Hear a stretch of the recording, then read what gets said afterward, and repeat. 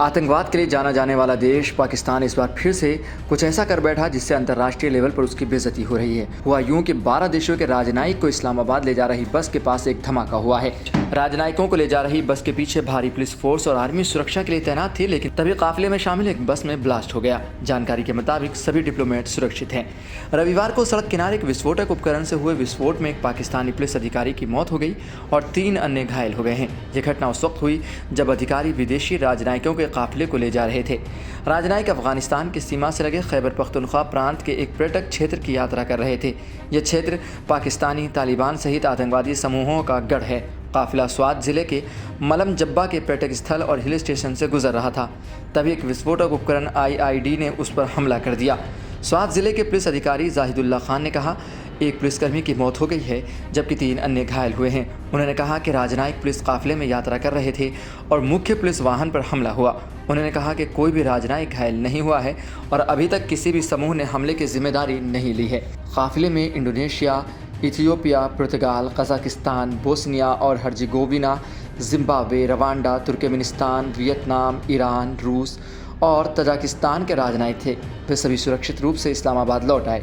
राजनयिक स्थानीय वाणिज्य और उद्योग मंडल द्वारा पर्यटन, हस्तशिल्प और रत्नों को बढ़ावा देने के लिए आयोजित एक शिखर सम्मेलन में भाग लेने के लिए वहां गए थे।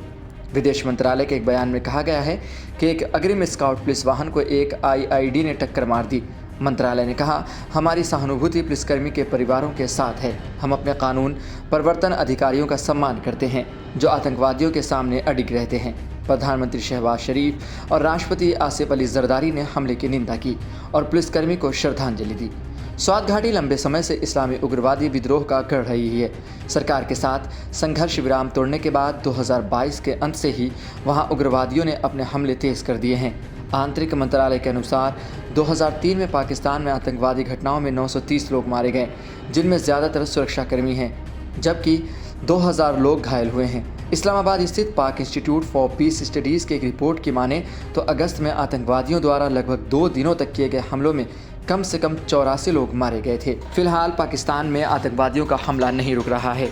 एक वक्त था जब पाकिस्तान दूसरे मुल्कों में आतंकवादियों हमलों के लिए जाना जाता था, लेकिन फिलहाल कहते हैं ना कि जो बोया है वही काटोगे। शायद यही वजह है कि पाकिस्तान में आए दिन हमें आतंकवादी हमले की खबरें सामने आती रहती हैं।